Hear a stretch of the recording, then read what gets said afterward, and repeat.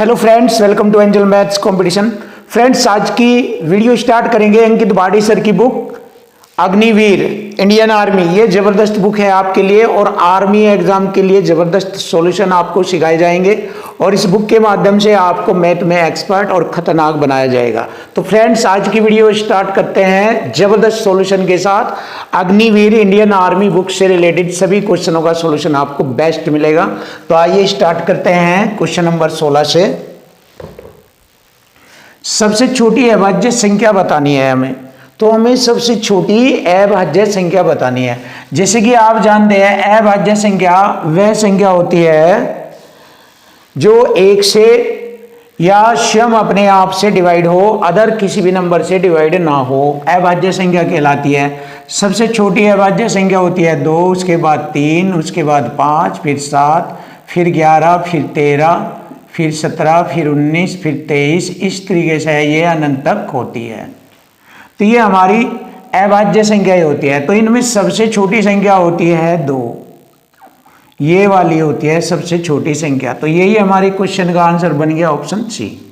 तो देखिए option C हमारे क्वेश्चन का आंसर बन जाता है, सबसे छोटी अभाज्य संख्या होती है 2। अब जानेंगे क्वेश्चन नंबर 17। निम्न में कौन सी संख्या अपरिमेय है? देखिए अपरिमेय संख्या, देखिए दो प्रकार की संख्या होती है, ये परिमेय और अपरिमेय। परिमेय संख्या होती है जो P बटे Q के रूप में होती है, जो P अपॉन Q के रूप में होती है, जहां पर Q बराबर ना हो 0 के, जहां पर Q बराबर ना हो 0 के। और अपरिमेय संख्या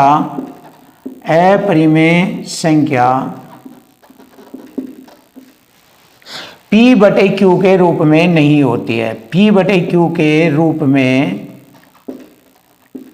नहीं होती है। जैसे पाई हमारी अपरिमेय संख्या है, पाई अपरिमेय संख्या है। तो देखिए परिमेय अपरिमेय बहुत इजी तरीका है पहचानने का। देखिए जो P बटे Q के रूप में होगी वह परिमेय होगी और बटे में Q बराबर 0 के नहीं होगा नीचे।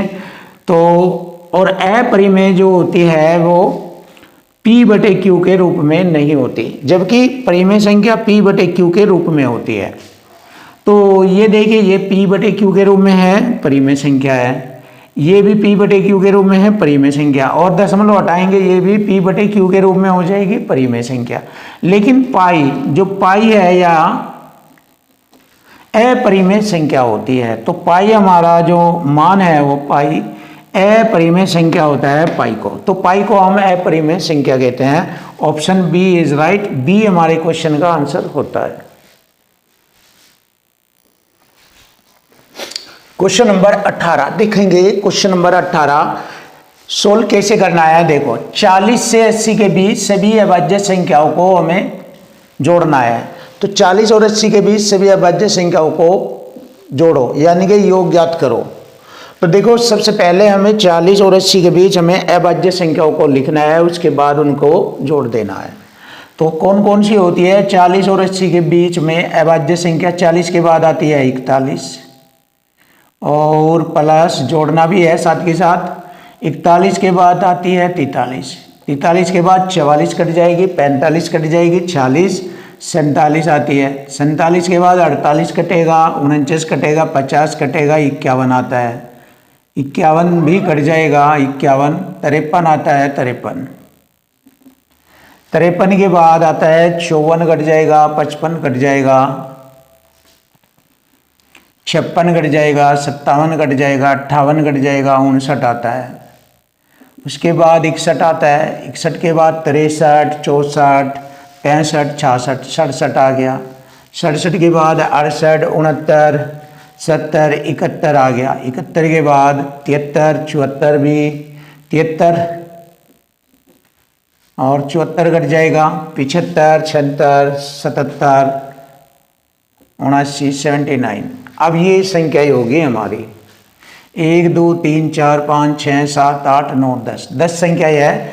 इन सब का योग होता है, अगर इन्हें जोड़ा जाए तो 594 होता है।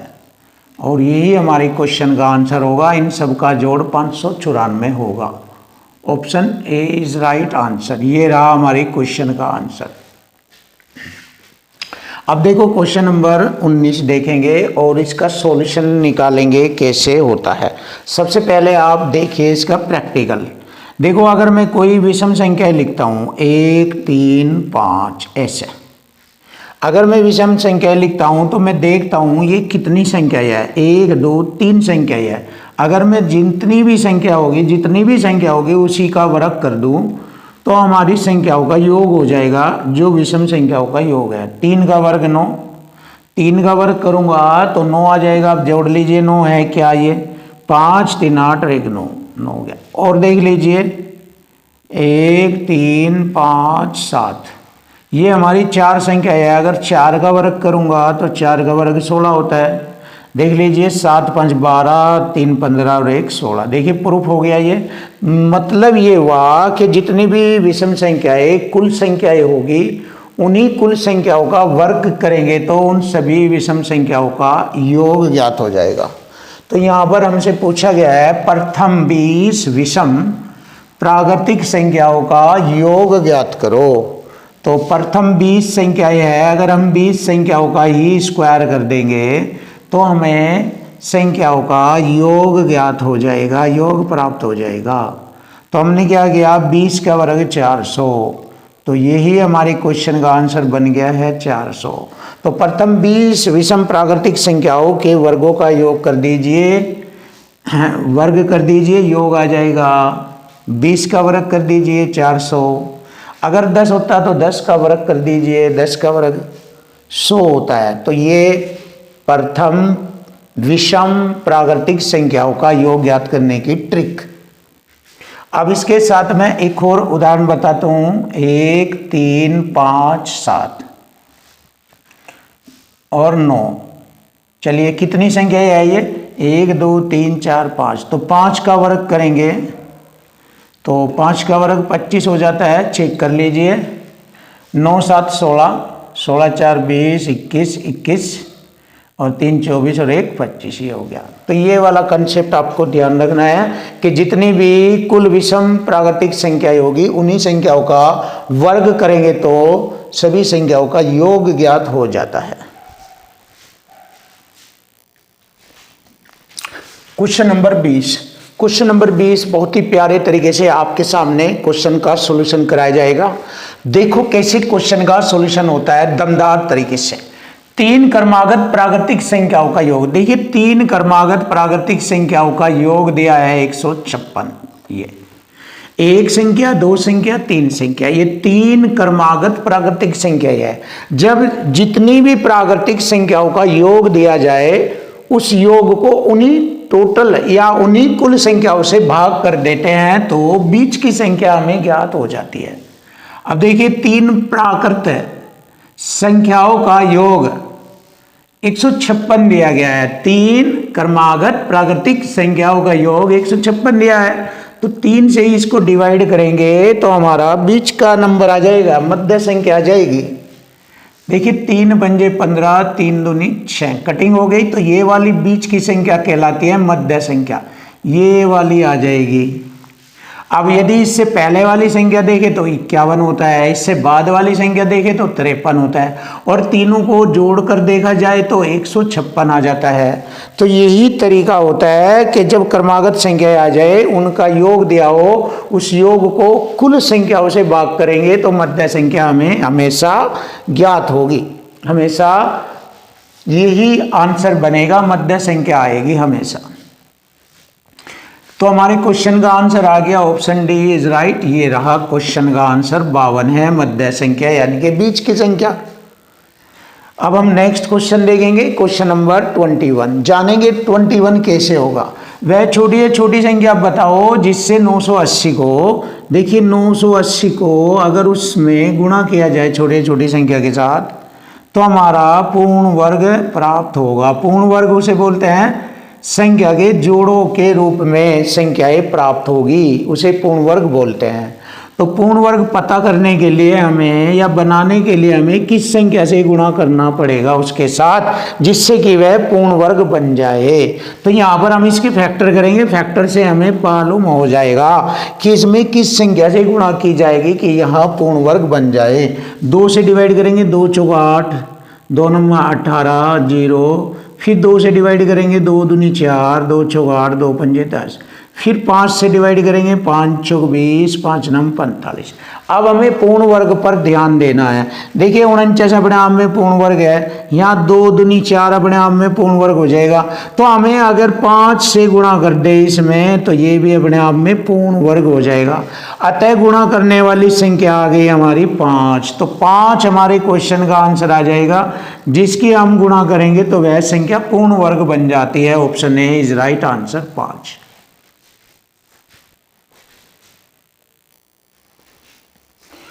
क्वेश्चन नंबर 22, देखिए बहुत ही सुपर और बेस्ट सॉल्यूशन के साथ आपके सामने ये क्वेश्चन कराया जाएगा। 2 संख्याओं का योगफल 50 है। देखिए योगफल 50 है। देखिए इक्वल टू इक्वल आ गया हमारा, यहाँ पर योग बराबर योग, ये वाला कॉन्सेप्ट यूज होगा दोनों क्वेश्चनों में। 2 संख्याओं का योगफल 50 है और हमारी 2 संख्याओं का अनुपातिक रूप है 7, 3। देखिए कैसे, उनमें से एक संख्या दूसरी संख्या का 7/3 गुणा है। जो ये ऊपर का मान आता है ये पहले वाली संख्या को रिप्रेजेंट करता है, और ये जो दूसरा मान आता है ये दूसरी संख्या को रिप्रेजेंट करता है। तो दोनों संख्याओं का अनुपातिक मान 7, 3 है। जब दोनों का योगफल 50 है तो हमारे अनुपातिक मान का योगफल 50 हो, वो 7, 3, 10 होगा हमारा योग। हम अपने योग को जोड़ेंगे, 7 और 3 10। एक रेशो की वैल्यू आ गई 10 पंजे 50, 5। अब पूछा है बड़ी संख्या बताइए। जिसका अनुपात बड़ा होगा वो बड़ी संख्या होती है। तो बड़ी संख्या में इस 5 की गुणा करेंगे, बड़ी संख्या आ जाएगी 5 सत्ते 35, 5 सत्ते 35, बड़ी संख्या आ गई हमारी। देखिए सिंपल तरीके से हमें बड़ी संख्या मिल गई है, बड़ी संख्या।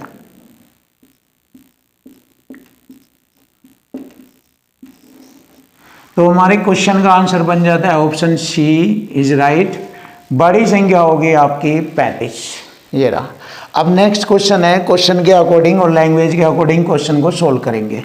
यदि 2 संख्याएं 4, 7 के अनुपात में, देखिए 4, 7 के अनुपात में 2 संख्याएं हैं और उनके घनों का योगफल इकाई, ढाई, सैकड़ा, हजार, 10,000, लाख, 4,07,000 दिया है। 4,07,000 यहाँ पर लिख लेंगे नीचे। उनके घनों का योगफल 4,07,000 दिया है। तो बड़ी संख्या हमें बतानी है बड़ी। तो जैसे मैंने बताया था योग बराबर योग, यानी कि इक्वल टू इक्वल लगेगा। तो जब यहाँ पर दोनों संख्याओं के घनों का योग बनाया है तो इधर भी हम दोनों संख्याओं के घनों का योग करेंगे। देखिए 4 का घन होता है 64, 7 का घन होता है 343 और इन्हें जोड़ेंगे, इनका योग ज्ञात करेंगे। कितना हो गया, 4, 3, 7 और 4, 6, 10, हासिल 1, 3 और 1, 4। तो इनके घनों का योग हो गया 407। अब जैसे घनों के योग से घनों के योग को काटेंगे, 407 एकम 407 1000 बार कटा है। जब घनों के योग को घनों के योग से काटेंगे तो बनी हुई संख्या जो कट कर आएगी उस संख्या का घनमूल निकाल लेते हैं।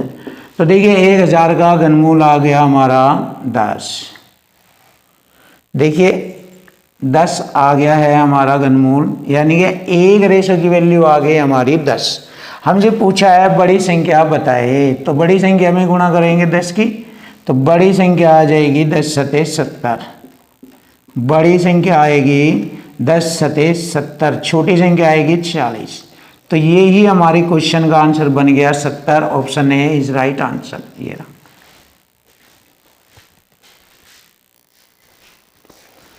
क्वेश्चन नंबर 24 बहुत ही सुपर और बेस्ट क्वेश्चन के साथ आपके सामने सॉल्यूशन कराया जाएगा और जबरदस्त कॉन्सेप्ट है ये।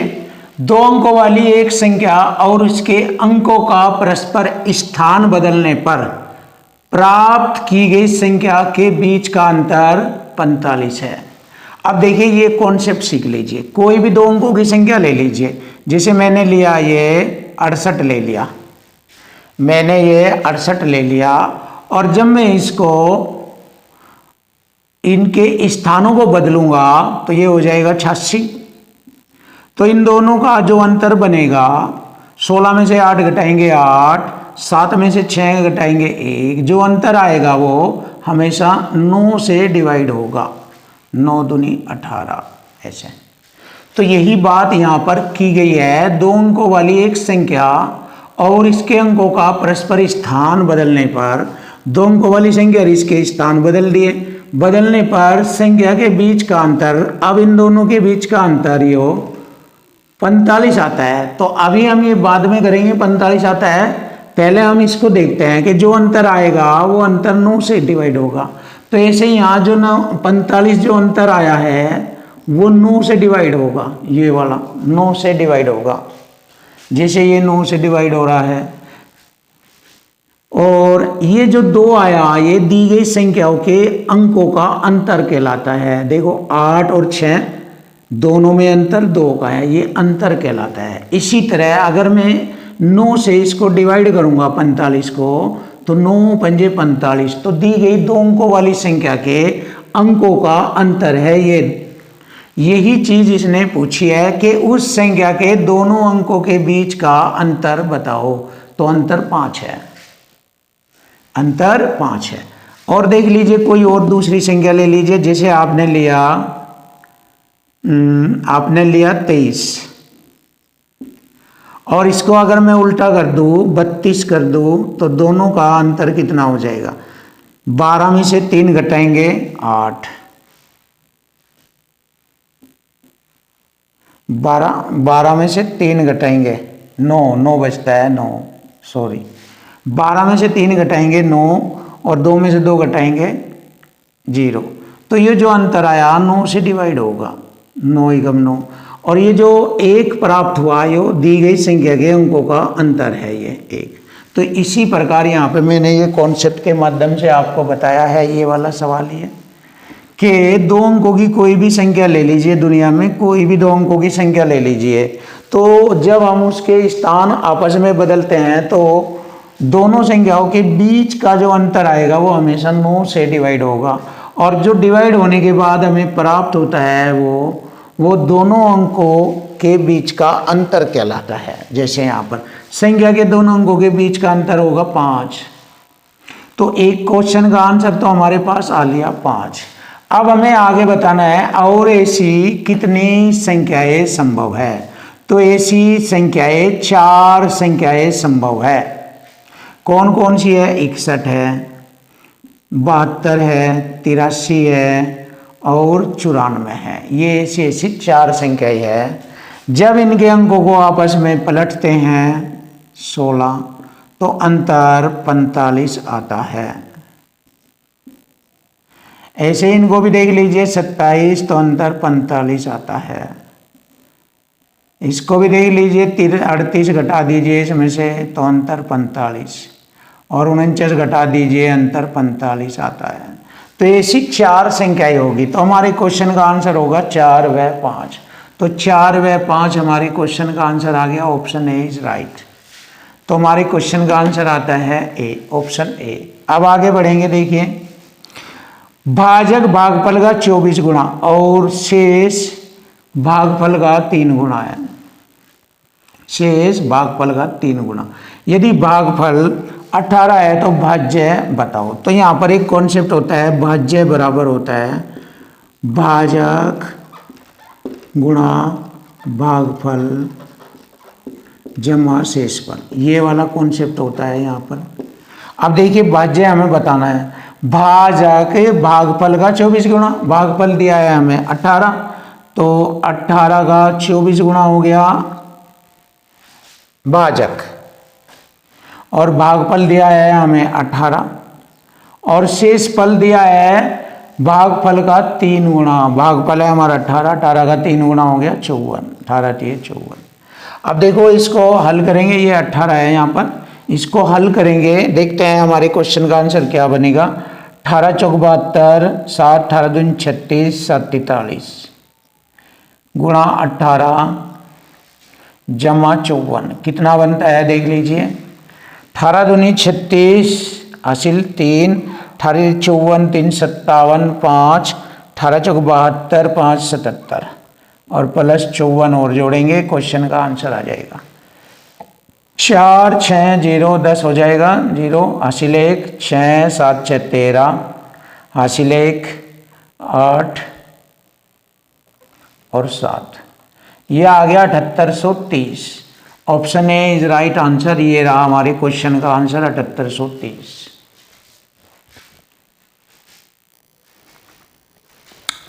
क्वेश्चन नंबर 26 देखिए, बहुत ही प्यारा और स्टैंडर्ड क्वेश्चन का सॉल्यूशन आपके सामने। देखिए ये बार वाले क्वेश्चन होते हैं और बार का मतलब है कि ये नंबर बार बार रिपीट हो रहा है, ये नंबर भी बार बार रिपीट हो रहा है।